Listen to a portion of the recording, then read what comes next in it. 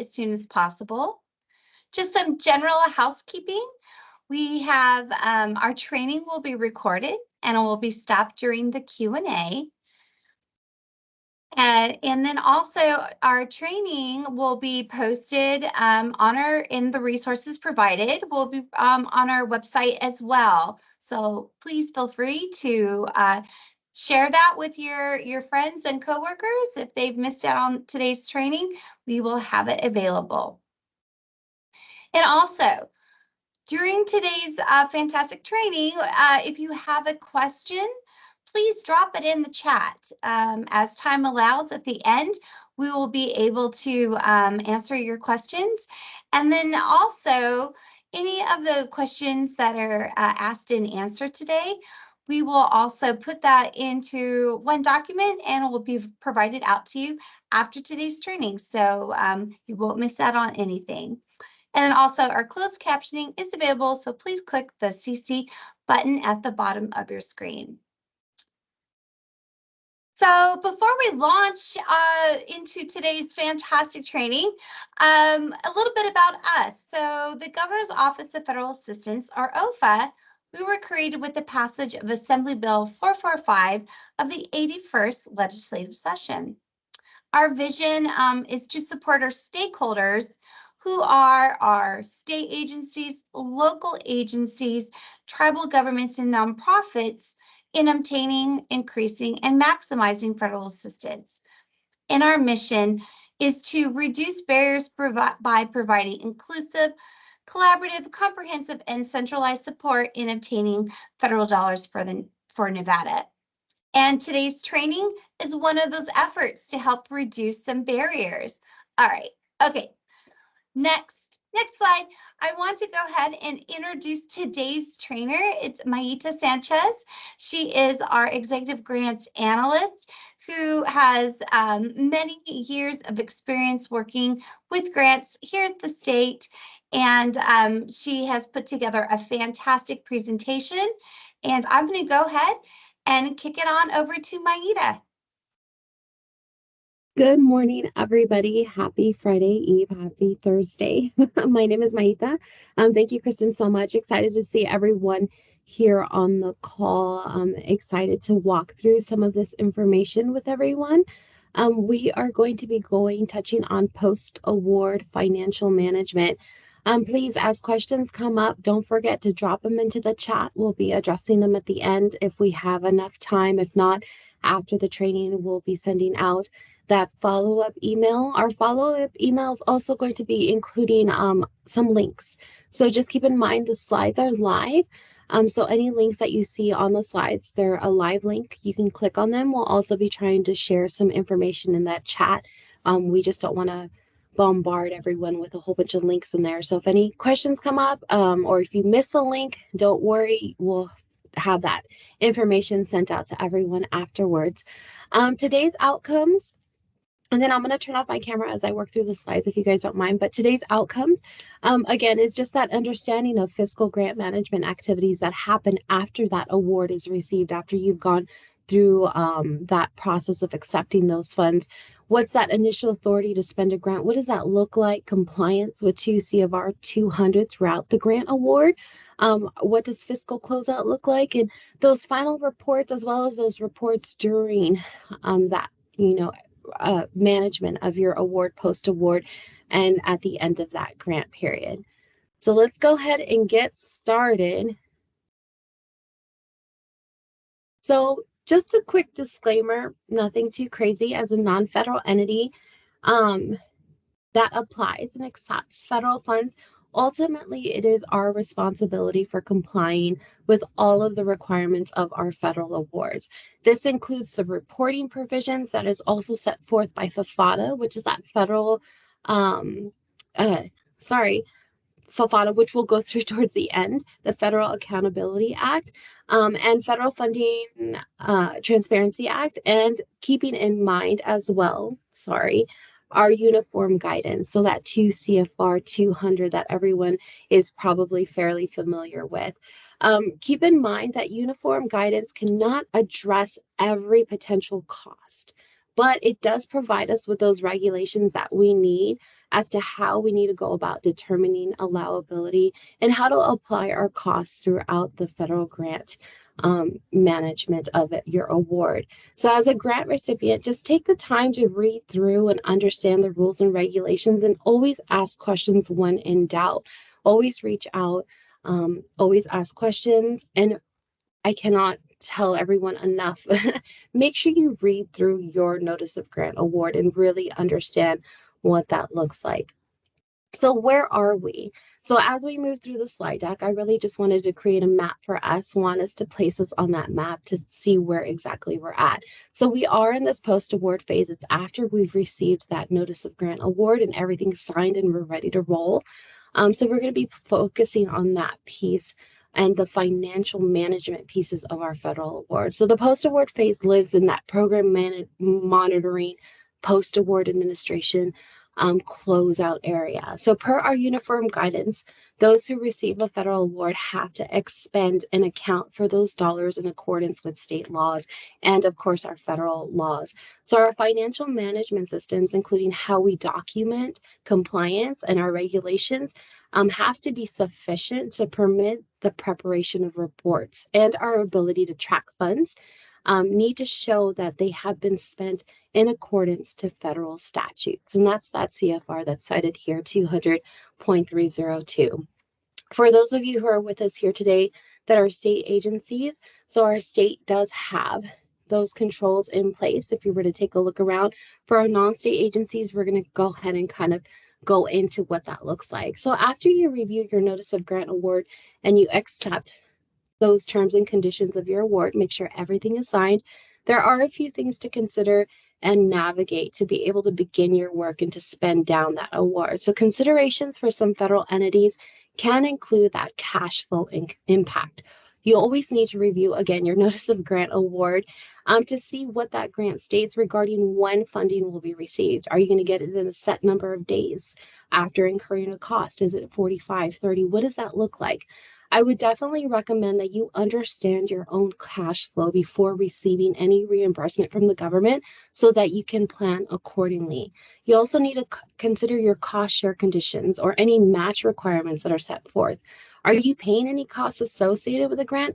And really take the time to evaluate and understand whether or not those grant expenditures you make from your own resources are in alignment with your organization's needs and missions. And also, if you can sustain that, right? What is that true cost? What are those overhead costs and are you recouping them? Are there any statutory restrictions or cost restrictions that won't allow you to allocate more than a certain percentage of costs for those administrative functions?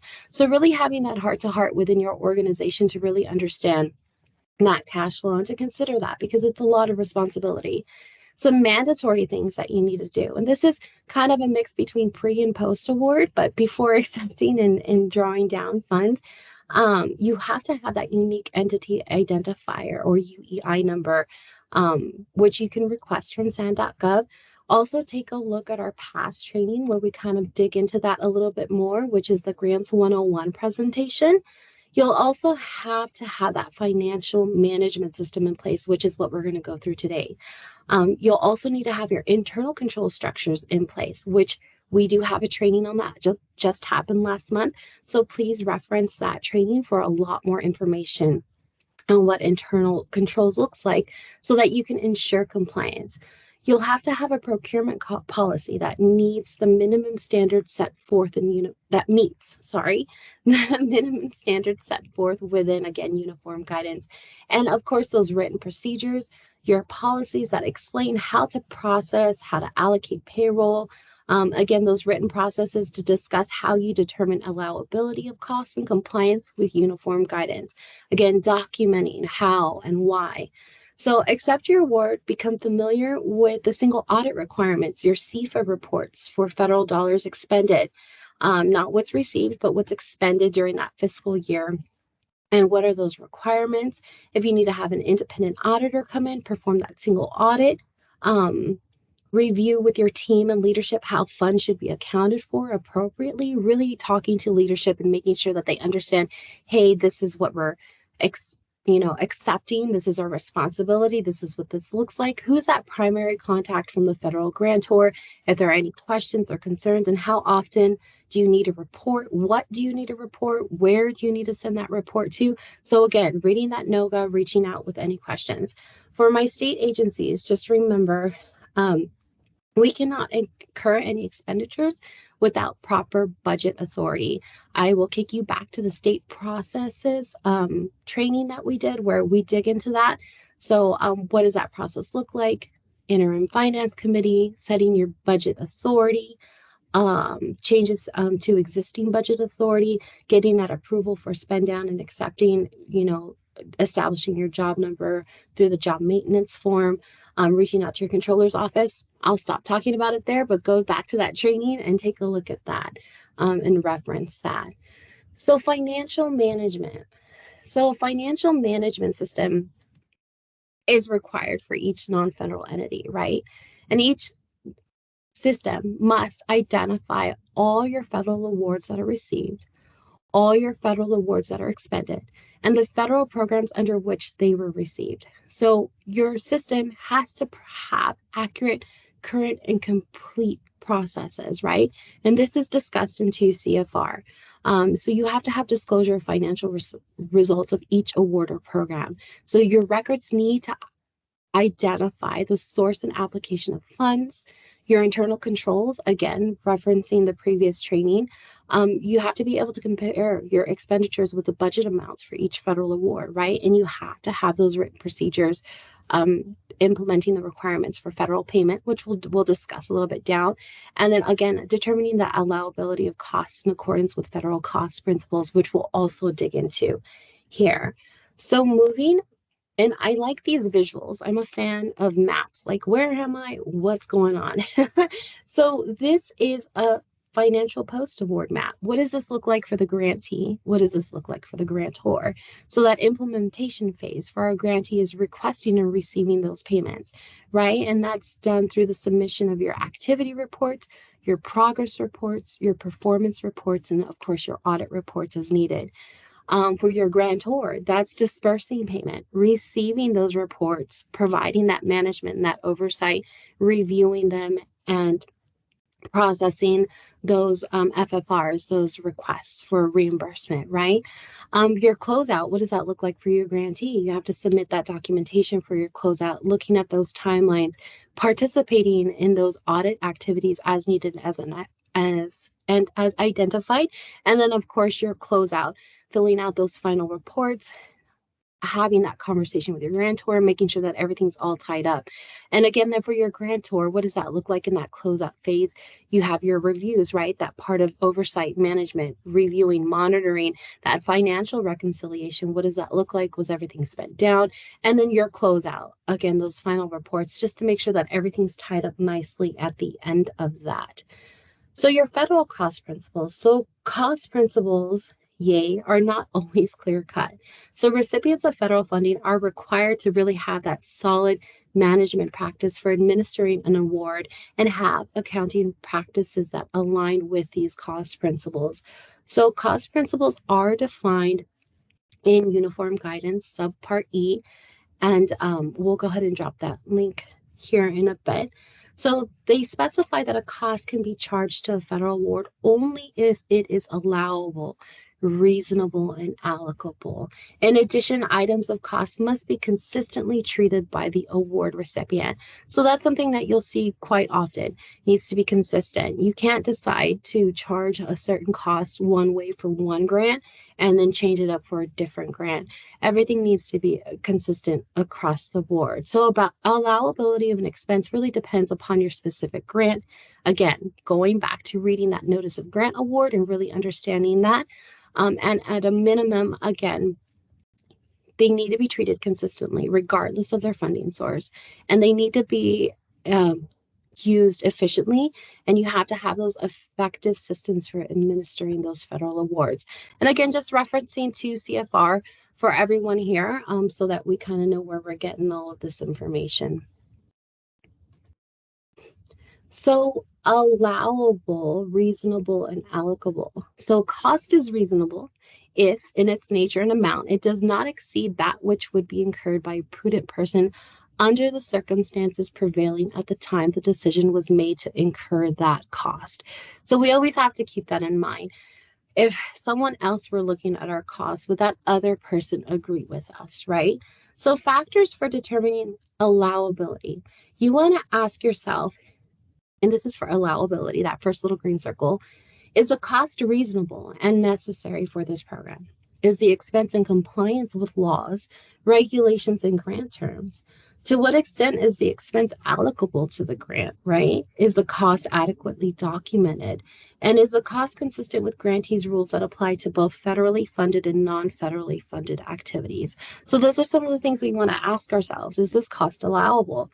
Now, is this cost reasonable, right? You want to ask yourself, is the cost ordinary and necessary for the program?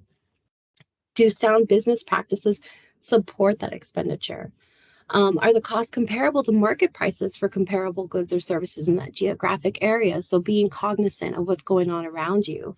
Have all concerned acted with prudence? Again, coming back to that quote, considering their responsibilities to the organization, community, and others.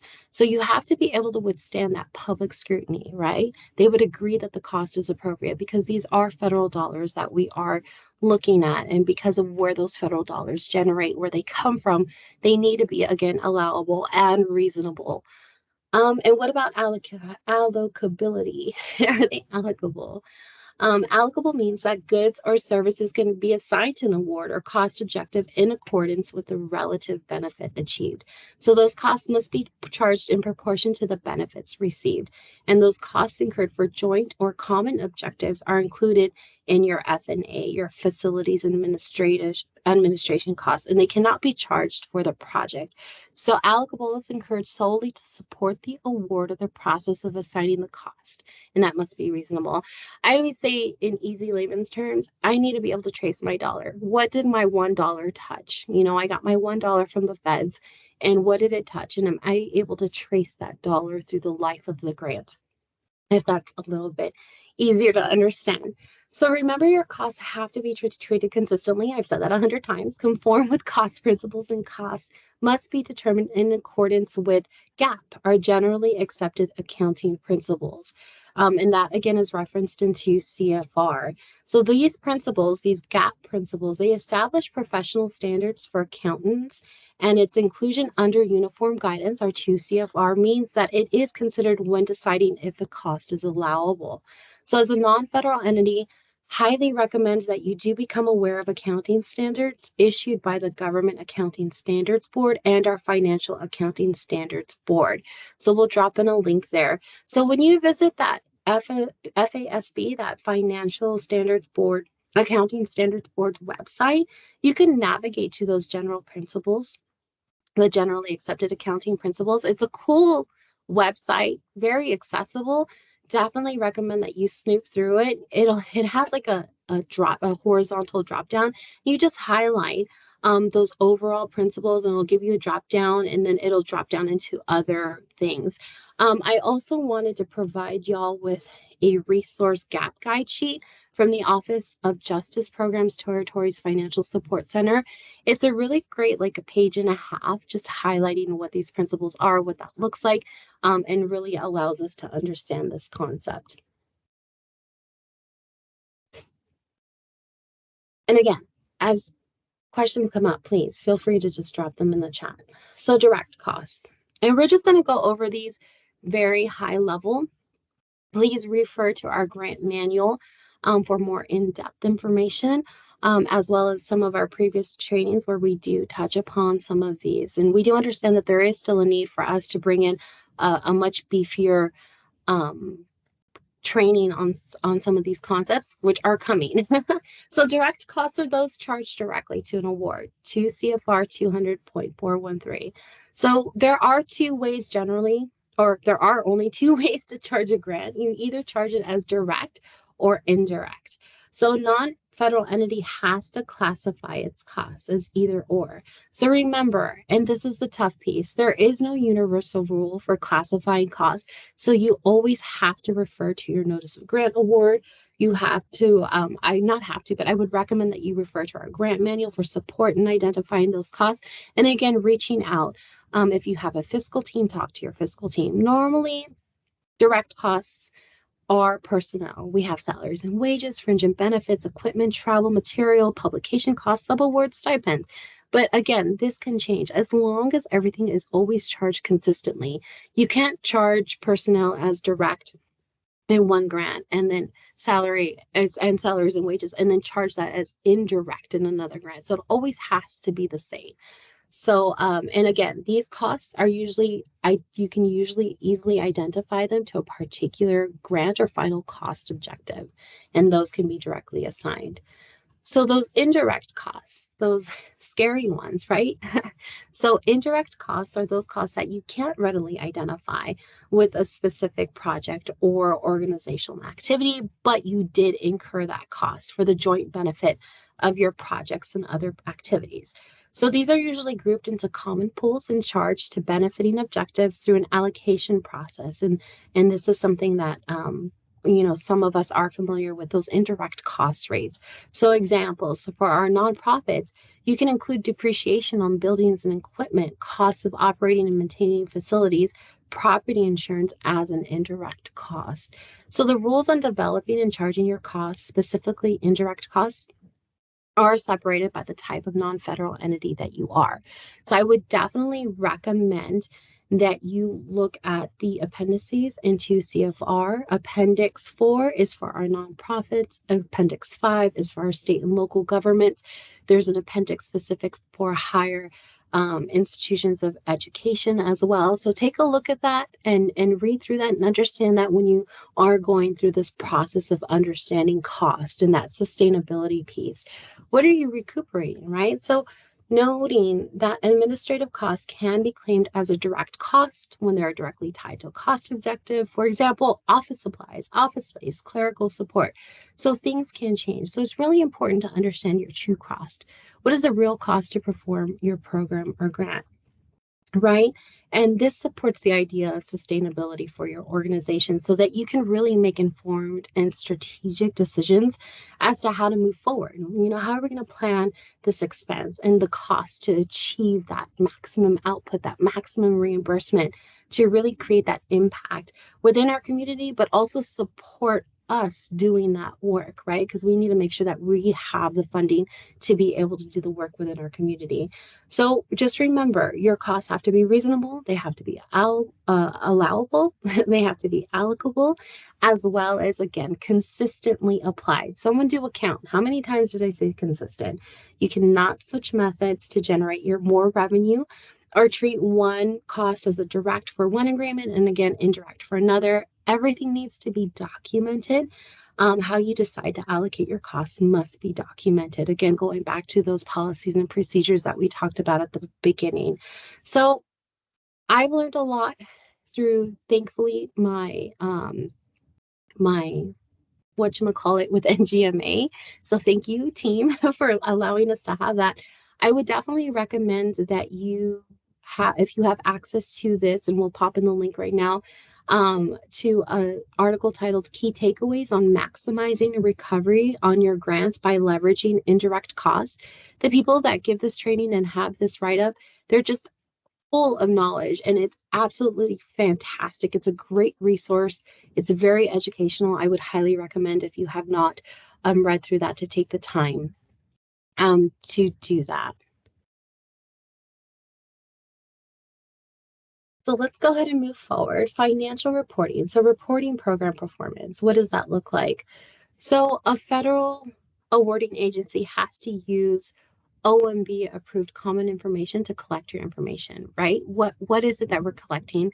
When are we when they're providing that financial and performance reporting information? So everything is outlined in there. So they have to require that recipients when it relates to financial data and accomplishments to report on performance goals and objectives, right? So you have to provide cost information to demonstrate cost-effective practices. Again, demonstrating that those federal dollars are going where they need to be going and as outlined in your agreement. So reporting requirements from your grantor have to be clearly articulated. So they need to share with you what those expectations are, and when you need to have that reporting sent to them. Performance during the execution of award has a standard against which non-federal entity performance can be measured. So there needs to be a comparison. They need to be able to see where that's coming in. So as we look at some of these reporting requirements and what that looks like, don't forget that this is a macro of a micro. So this is the bigger, right? And if you act as that, and from your federal grantor, if you are that prime recipient and you decide to award your subrecipients as a pass-through entity, a PTE, that all of those rules and regulations and expectations, they do carry down to your subrecipient. So it is important as a prime recipient to really understand our responsibilities, not only for us to maintain those internal controls and financial management systems, but also the responsibility of our subrecipient in passing those federal dollars down into them. I would highly recommend, because I will not be talking about that here, reference our success as a pass-through entity guide, which we do have, as well as a past training where we talk about the relationship and what the difference is between a subrecipient and a contractor, and what does it mean when you do have your subrecipients, what that extra layer of responsibility is, understanding your responsibilities. So that is a successful relationship, because that is a great way to get these federal dollars down into our state so that they are touching our communities, and really making that impact. So financial reporting and monitoring. So information has to be collected with the frequency required by the terms and conditions of your award. Read through your award again. Note that they cannot you have to report at least once a year, at least once a year, and you're not expected to report more than quarterly. So there are exceptions to this, right? So sometimes, depending on what a review looks like for monitoring, maybe you are expected or required to report more often. And if that does happen, that needs to be communicated to you as a recipient, like, hey, we need monthly reports for whatever reason. But just keep in mind that those fiscal reports, that financial monitoring reporting, has to occur at least once a year, but no more than quarterly normally. So your non-federal entity is responsible for monitoring and oversight of the operations of the award supported activities. And again, this touches on that pass-through, if you're acting as a pass-through. So your grantor is monitoring you as a prime, and then you in turn are monitoring your subrecipients if you have any. So you have to monitor for activities to assure compliance. It is, at the end of the day, your responsibility to make sure that everyone is doing what they're supposed to be doing. Nobody's breaking the law. So compliance with performance expectations. Also, not only that, but are they doing what they said they were going to do per the award agreement? Are you doing what you said you were going to do? Are you communicating that you might not be able to do what you need to do, or you need more time? So making sure that you are in compliance with those expectations that were set forth. You have to cover each program, function, or activity. And again, this includes those pass-through entity responsibilities. Site visits are something that happen during this monitoring, this post-award phase, where your awarding agency may just, pop in. They'll usually give you, a heads up, like, hey, we're going to come in and we're going to do this monitoring. And it's warranted by program needs to see, again, that everything is going the way that it's supposed to be going. So again, we are responsible for the oversight and operations of the federal award and all of those supported activities. Where our federal dollars are touching, we need to make sure that everything is within compliance. So what happens when you have blips? Well, no, significant developments as they have in 2 CFR. And this is all referenced in 2 CFR. A lot of this language is pulled directly from there. So something might happen, right? Between, hey, we said we're going to do this at this time, at this cost, but for whatever reason, there's been a change on that activity. So as a non-federal entity receiving those dollars, you have to let your awarding agency, or if you're a subrecipient, let your pass-through entity so they can let their awarding grantor, the feds, know that, hey, there's been a problem, there's been a delay, something happened, we're not able to get this done in time.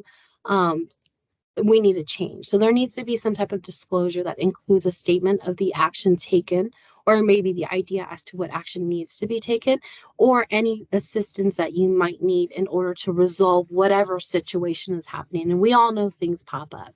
So favorable developments which enable meeting time schedules and objectives sooner or at less cost than anticipated, that can also happen. So it doesn't always have to be negative. Maybe, and this has happened with me with a grant.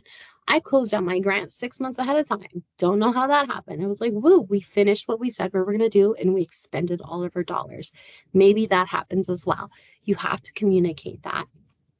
And always again refer to your notice of grant award and refer again to that contact. Like, hey, we're going to be closing this out early. What does this look like?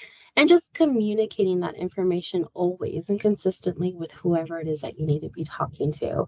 Some other reporting, and we talked about this at the beginning, is that Federal Funding Accountability and Transparency Act. And honestly, I always forget what the FFATA stands for. And I always just call it the FFATA. And I'm like, what does it mean? So this again is your federal subaward reporting system. And you can again see this in greater detail in that Success is a Pass-Through Entity Guide and Training. So this Transparency Act requires that any information disclosed concerning entities receiving federal financial assistance through federal awards, be that a contract or a subcontract or a grant or a subgrant, be reported per this criteria here. So the information, again, looking at transparency, is made available publicly to us at USA Spending. Great data source if anybody is ever interested in that information. But again, this is the information that's reported. Definitely take a look to see when that information needs to be reported, and take a look at our past training where we dig in a little bit more as to those parameters when you have to have that, and what's that criteria for that reporting. So touching again on single audit and cash management reporting activities. So we're all familiar with single audit.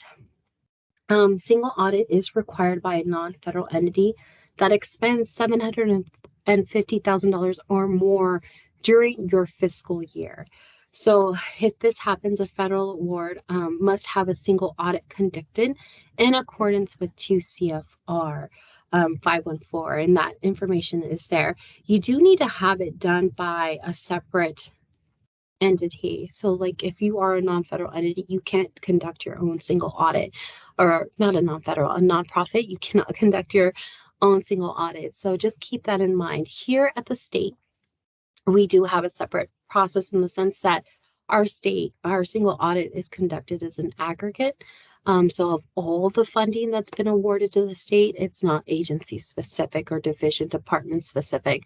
So we do have to submit that SAC, that single audit certification form. So then our controller's office, GFO, can then aggregate that information for that reporting for the single audit. So which is conducted by an outside reviewer, that E.D. Bailey.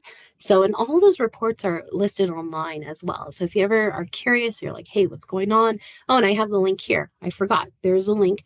You could always take a look at the most recent single audit report. And again, for our nonprofit entities, our non-state agencies, I should say, and our other stakeholders, just making sure that you are in compliance, you understand that process, and that you are conducting that single audit if you do meet that requirement of that expenditure of 750 or more in your fiscal year. You don't want to be out of compliance. So compliance, we have this question come up quite a bit. What does source documentation look like? How do I prove that I'm spending what I'm spending to where I'm spending and all that jazz? So for eligible expenses for reimbursement, source documentation has to be sufficient to prove that it aligns with the notice of grant award and that it directly relates to the work that's being done, right? And supported by cost tracking. Again, it has to be reasonable. It has to be allowable under federal and state laws and regulations.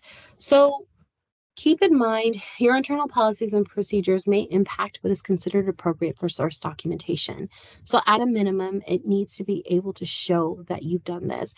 But depending on where you live, and your fiscal team or your expectations, or as a pass-through entity, that source documentation can change. Um, so some examples are of source documentation include invoices, right? Deposit slips, your timesheets, any canceled checks, payroll reports, expense reports. A packing slip can be considered source documentation, a purchase invoice, a mileage log. So if you do travel, your parking and toll receipts with the date, location, the amount paid. Depending on what that looks like, they need to be signed, they need to be dated, they need to be submitted. And remember, and I know that I think we talked about this in the internal controls training, it's really important to have that ethical standard within your team and to have that demonstrated by leadership. Like, hey, this is what source documentation looks like.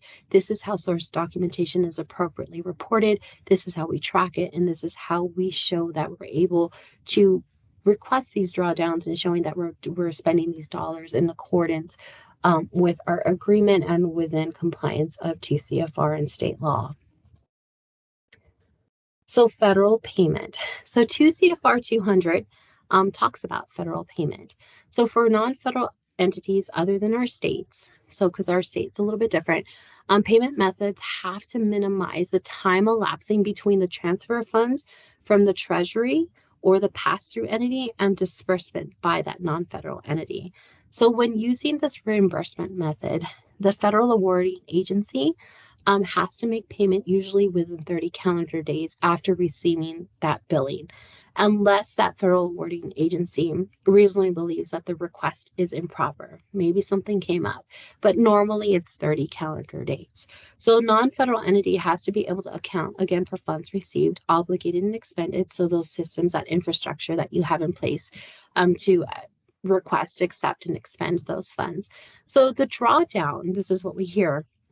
And we have to do a drawdown. It's accessing that federal grantor payment website and transferring funds from the federal government account to you, to the non-federal grantee that's doing the work. So what does that look like? So the federal government has a payment management system. So this PMS supports the entire financial assistance payment process for both the awarding agency and the grant recipient. So this includes your centralized payments, your cash management, the financial reporting that needs to be done, debt management, audit assistance, and they also have dedicated support staff to answer any questions that you might have. So the PMS is that shared service provider, and a leader in processing grant payments for the federal government. So the PMS offers again, support with these different things to review how to access, like how to request access, either as a new person who's received or as to reactivate. Review the program support center training video online. It's a YouTube video. It's super helpful. Keep in mind that as a recipient of federal dollars, if you submit with your UEI number needs to match your account in order for you to go in to get your PMS. So make sure that those all are correct and that information that you're submitting is correct so that when they do set up your PMS on their end, you're able to draw down and you don't get stuck with, hey, we put in the wrong number, it's under a different department, division, whatever, and now we can't draw down our funds. So once a user is able to establish their access within the PMS system, as a grantee, you should be able to see your available funds. You should be able to request your funds, your drawdowns, and submit your reports as required. So federal payment. So you do your payment request. And I apologize, the visual at the top is a little bit tiny, but you're as a recipient, you receive your notice of grant award, right? They set up your PMS. The recipient then goes in and requests a drawdown from your PMS. Then the recipient reports any cash disbursements. Then you record that disbursement. And then the recipient then submits any federal financial reports, which are those FFRs, through the system. The awarding agency again reviews those reports, and then the report or the grant is closed out. That award is closed out at the end. So it's just some words, definitions, payment requests. These can be made as often and as needed, including daily, weekly, or monthly. So your payment requests can be submitted as they need to be submitted. A journal voucher, this is something that we use in state as well, but at the PMS level, it's used to transfer amounts between accounts to distribute charges to the correct PMS account. So a JV can be used if there are different bank accounts on a sub account that are being debited and accredited or credited, and maybe you have to move funds from one to the another. Um, you can download the JV instruction and sample letter here. Again, it's a live link. So your SF425, that's that FFR that we talk about. You hear FFR, Federal Financial Report. So this is that standard form that's used by us, the recipients that receive any federal funds, to report those expenses in aggregate, the cumulative, right? So it's usually reported per grant every quarter. And again, it goes back to those reporting requirements. It's usually every quarter. So if you're not familiar with the FFR, feel free to look. I think everything's posted on grants.gov. They have a forms page, and you can take a look at that to see what that looks like. So if there's ever any questions, and we've had this come up, here's the link, the PMS user guide. You can find your point of contact depending on who you're receiving funds from. Definitely reach out to them if you have any questions. They're usually fairly helpful. Again, reach out to your grantor, your point of contact, if you have any issues or any questions with those drawdowns or your PMS system. Okay, so closeout. Yay! Everything's gone smooth. There's been no fires that you have to put out. We get to close out our grant. So non-federal entities have to submit a final financial performance and whatever other reports that are required under that award grant, and meet the award conditions of their grant in order for you to be able to close out your grant. There is a training that we've done in the past. I think it's the Grants 101 where we go through closeout. We have a cool little closeout checklist in that training as well. But preparation for your closeout needs to start with enough lead time. You want to start at least 3 months prior to the end of date of your award. Your grant needs to be closed out within 120 days after the grant award expires or is terminated, whatever that close date is. And again, this is the prime recipient. This is not the sub recipient. This is the prime recipient. So the purpose of the closeout is to ensure that those final reports are submitted. They're done in a timely manner. They're able to be reviewed and evaluated. Allowable costs are determined. Was everything spent? Allowable. Final amounts due are identified. So if there's any discrepancies, payment arrangements can be made. And then we talk about property. Is there any real or tangible personal property that is accounted for? What needs to be done with that? Does it need to be returned, kept? What does that look like, having that documented for your closeout? So for your discretionary award recipients, again, within those 120 days after the end of your project period, you have to reconcile those final financial expenditures associated with your award. So what was spent with that particular grant award? You have to liquidate all of your obligations incurred under that award. You have to return any funds due to the PMS, due to any refunds, corrections, audits, whatever that might be. And this might not be applicable to everyone. You do have to submit any required final reports that are required. And this could be not only fiscal, but the programmatic reports. And always refer again, I always send you guys back to your NOGA, your Notice of Grant Award, for those closeout requirements. So those final reports, yay. So your post-award reporting forms can be found on this link. And that's what I was talking about. I'm glad I put the link in here so you guys can refer to that. So your final FFR, that SF425, you are going to normally submit this through your PMS, your payment management system. Again, always look at your NOGA for guidance. Don't take my word for it. Verify that your report is accurate before you hit that submit button. Make sure everything's buttoned up and ready to go. Your final progress report, that FPR, There isn't a template, so you have to look at that notice of grant award to see what that looks like, but it should cover the entire project period and at a minimum include an overview of whatever goals you set forth, your objectives in your grant application, and what was accomplished during that funding period. So that's your final progress report that needs to be submitted for your closeout. And then we have the tangible personal property report, if applicable, to your project. Again, this is completed by recipients to account for any tangible personal property. You have to acknowledge that equipment that was acquired under the award and whether or not you're going to keep it, right? Is it going to be used for its intended purpose, or request that the federal agency, tell you how to get rid of it? What are the instructions if no longer needed for original purpose? And if you did not acquire personal property, you still have to submit the report and you just need to note, hey, no property was acquired. But yeah, that is closeout. That is what I have for you guys. Just as a reminder, we here at OFA are here to provide you with a variety of grant related resources. We have a really strong community sense and customer service sense team here at OFA. I love you guys. So we are able to provide you support, meet you where you're at in regards to technical assistance. So if you ever have any questions, we have an open email inbox, grants@ofa.mb.gov. Please reach out to us. We do have some great resources online on our website. If you have not taken the time to stalk us and look through our website, I would definitely recommend that you take the time to do that. We have a notice of funding opportunity webpage. These grants that are posted are pass-through dollars as well as curated funding opportunities. That includes some federal funding, foundational funding, private funding, etc. So definitely take a look at that. It's a great resource.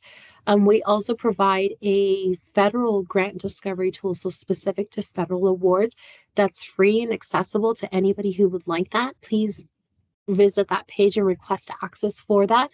We provide office hours through that group. If you would like to come and hang out with me for an hour every month to bring any questions in regards to your federal grant discovery, an opportunity to network and to connect with like-minded individuals who are also looking for other federal opportunities, and a place to collaborate. It's great. We have a consortium on education and a consortium on workforce development that have stemmed from this federal grant discovery tool that we have. And they also meet once a month and talk about their specific needs and identify proactively discretionary, so competitive federal funding opportunities that we can pursue together as a state. So there's some great groups if you would like to join us with that. Please take a look at our updated grant manual. It was recently updated last year already, but still recently. So take a look at that. And then again, always sign up for our newsletter if you have not. It's the best way to keep in touch with our team. And the link to request technical assistance as well. So FYI, programmatic management and implementation of your award is our next course, our next training. The registration link is here, so please sign up for that. That is scheduled for Wednesday, April 24th at 10 a.m. I would highly recommend that you sign up for it, even if you can't attend for whatever reason, because of scheduling conflicts, because you will receive the link and the information to the training, post-training, with all of that information afterwards. And again, if you guys have questions, please feel free to drop them in. I would appreciate if everyone would take a moment to take our post-award financial management survey and let me know how it went.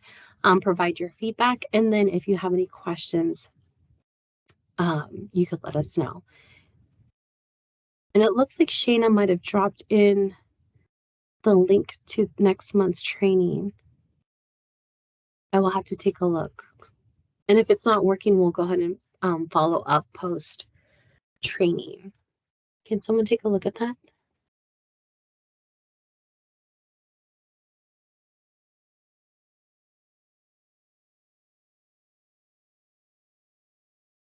Oh, my link is working. My link is working, so I'm not quite sure. Maybe clear your cookies.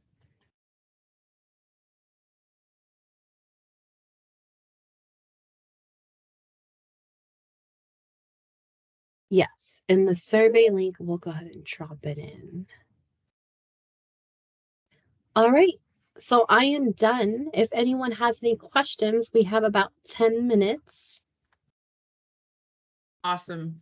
Thank you, Maida. You did an amazing job, and thank you everybody for attending. So I'll go through the questions that we received in the chat during the session. I'll start with number one. So with regard to the state agencies and internal controls, the Department of Sentencing Policy uses the Administrative Services Division for all fiscal services. Where would NDSP's internal controls stop and ASD's internal controls begin? That is a great question. I will have to go in and look at those internal controls to provide any guidance. So I will take a peek because I am not familiar and I cannot answer that And I very well. actually will kick it over to Kristen because I think she Oh, might have the answer perfect. Thank goodness. for sure. Yeah. Oh, great question.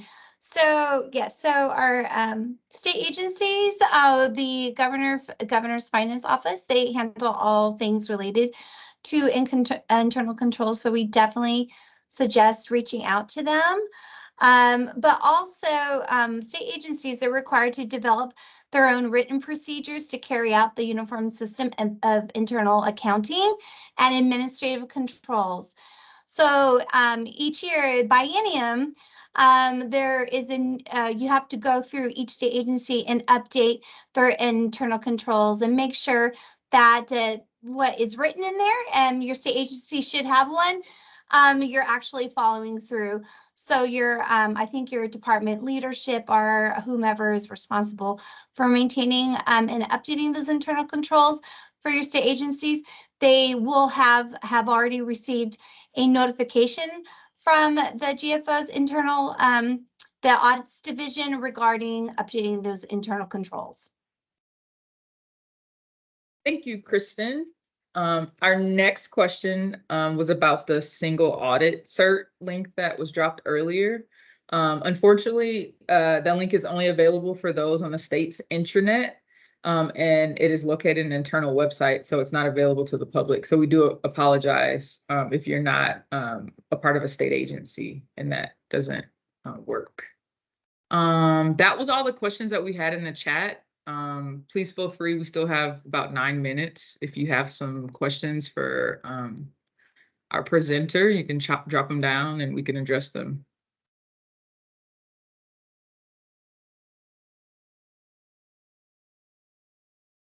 That means I did a good job, y'all. I would say since right now if there's any questions that are coming in, if people want to type quickly, but Maida, in your training, you touched on something I think I've heard you say and all of us say about the importance of reading that the grant award and all the documents Yes. in there. So Yes. do you have any additional advice on that? Um, I would definitely just sit down and read through it. So I am a fan of printing it out. I'm old school and I will print it out.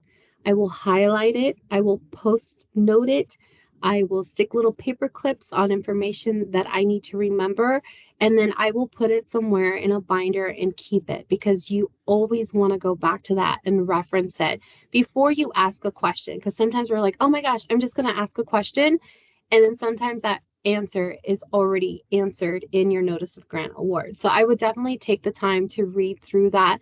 If you have more than one person on your team, make sure that they also have that available. It helps me honestly break stuff apart. If you guys can tell by my maps and my pictures. So just creating outlines for myself where I just look at those headers and those subheaders and write that down in a list somewhere so then I can look at that. So that is really helpful. So you have that information. The last thing that I would, and I say this a lot, is have open lines of communication with your team, with leadership, with your federal grantor.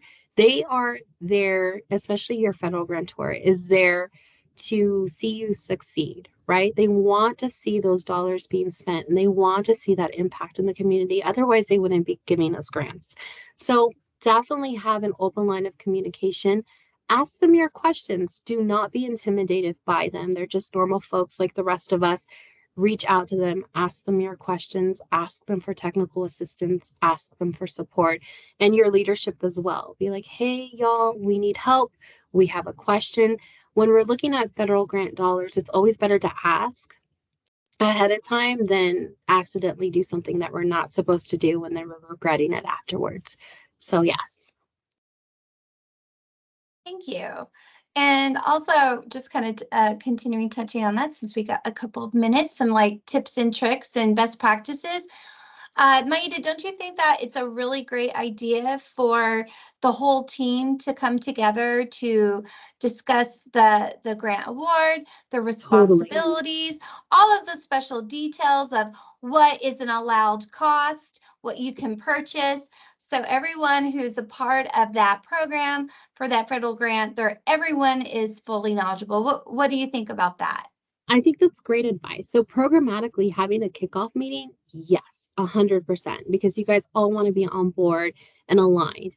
For training, for internally with your staff, so they understand, hey, what is financial management? What are our policies and procedures? Where do I find my internal controls? Who do I have to submit this, request for reimbursement to? Definitely have those conversations with your staff internally. And to have those conversations to make sure that you are modeling the appropriate behavior that needs to be followed by your staff. If they are reviewing submissions, maybe you're a pass-through entity and they review their own requests for reimbursement to your subrecipients, that they know what they're looking for, that they're aware of the approved budget, the approved scope of work, where it aligns, what source documentation needs to look like, what they need to ask for clarification, so everyone's on the same page. So yes, definitely recommend for sure.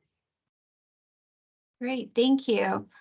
Well, let's see. I haven't seen any questions come in, and we've got just a couple minutes left.